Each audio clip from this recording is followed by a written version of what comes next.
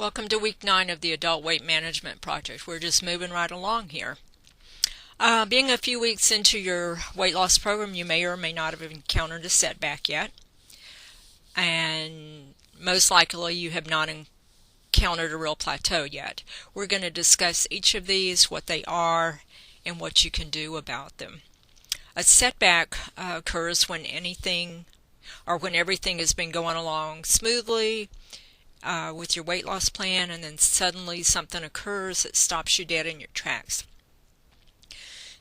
Not only do you stop losing weight, but you might even gain a little bit.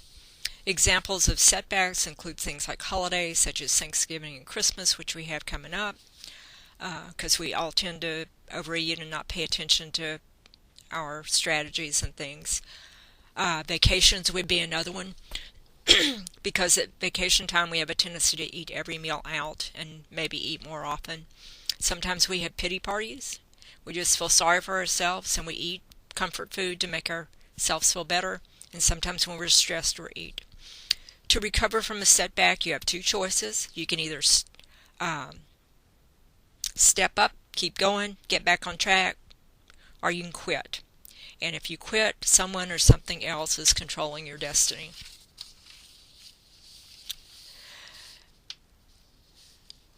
You have to rise above your setback and not let it beat you. And that's what happens so many times. We just give up. You have to make the decision, though, not to quit. In weight loss, as with anything else in life, it doesn't matter, or it matters more what we do about something than what actually happens to us. So when we encounter a setback, we're going to take the following steps listed in our slide here. Step 1, we're going to make the decision to not quit first. Decide you aren't going to let anything set you back or stop you from reaching your goal. And it's that way with any goal. Decide you're going to keep moving forward. You're going to do something about the setback. Step 2, take action on your decision to keep moving forward. Go back and refer to your weight loss goals, refer to your weight loss strategies that you've made for success. Might be a good time to reevaluate some of these strategies, maybe eliminate some and add some new ones. Make a plan for what you're going to do if the same situation arises again. Step 3, focus on the future. Yesterday's gone, it's done, you can't change it. What counts is what you do from here on out. Again, review your goals and rewards. Make adjustments if necessary. Step 4, establish closure on what has occurred. Analyze what happened during the setback and make strategies for getting through similar situations. Step 5, keep believing in yourself.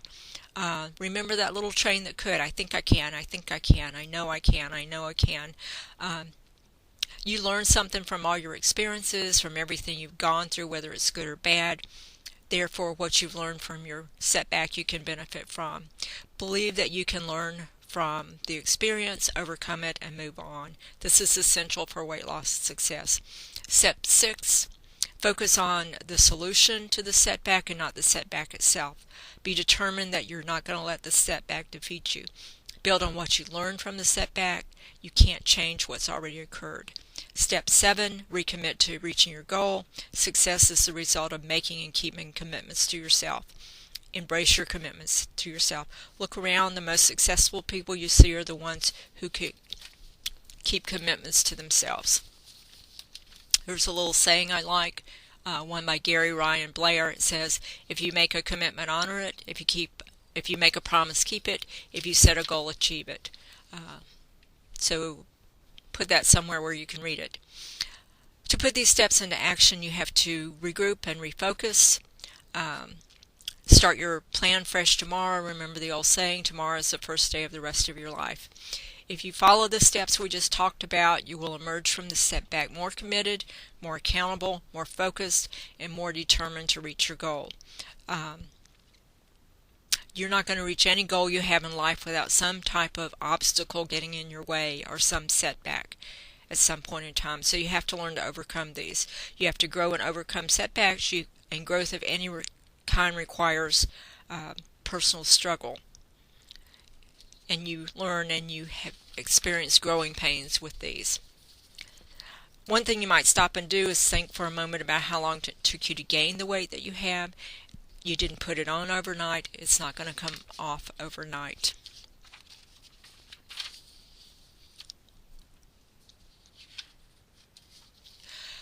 We live in a world where we've learned to seek immediate gratification. What we want should be available quickly, effortlessly, and immediately. We've gotten so used to having what we want that it's actually physically painful sometimes when we don't get what we want right now. So we have to learn patience. Um,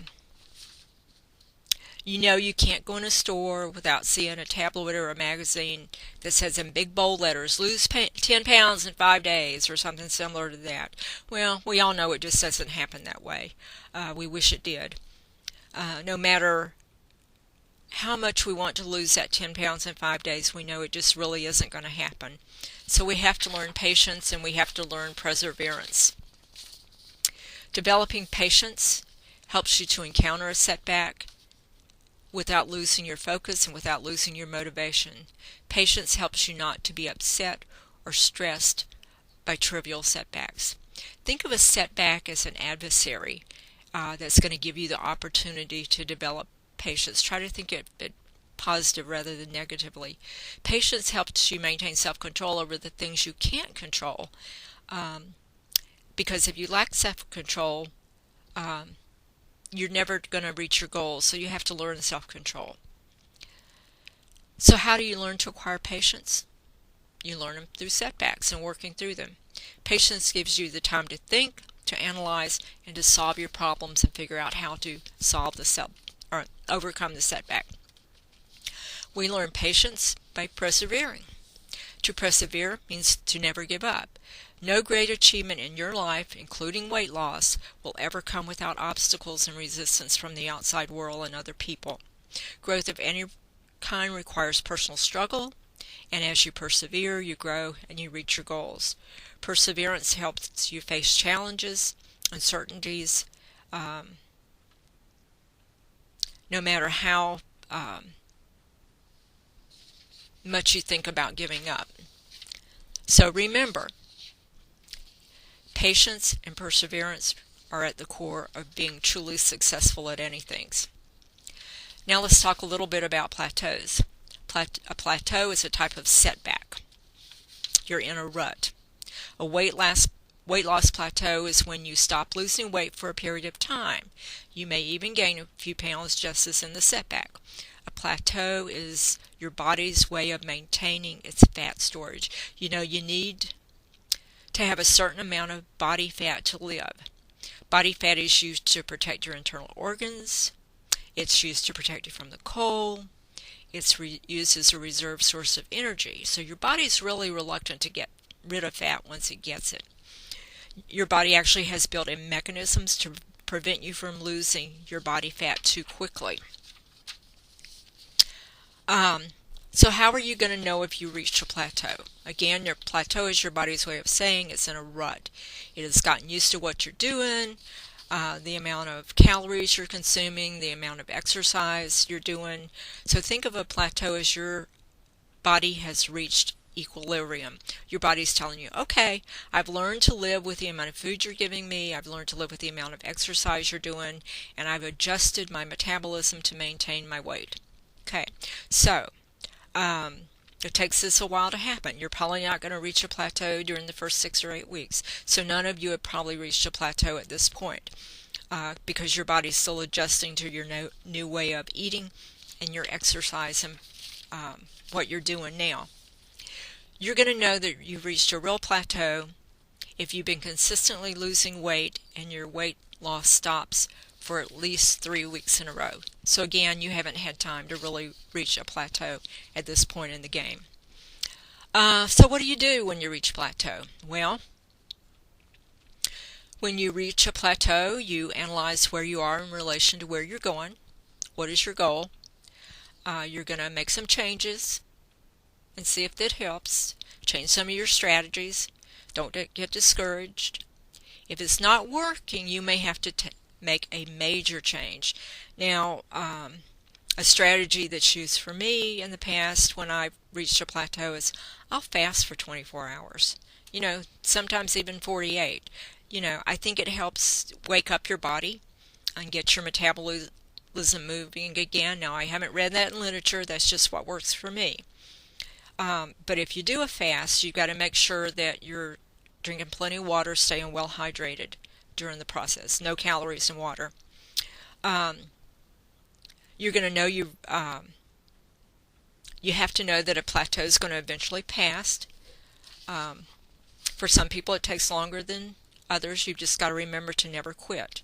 Don't get discouraged. Continue working towards your goals, using your strategies. Keep yourself motivated.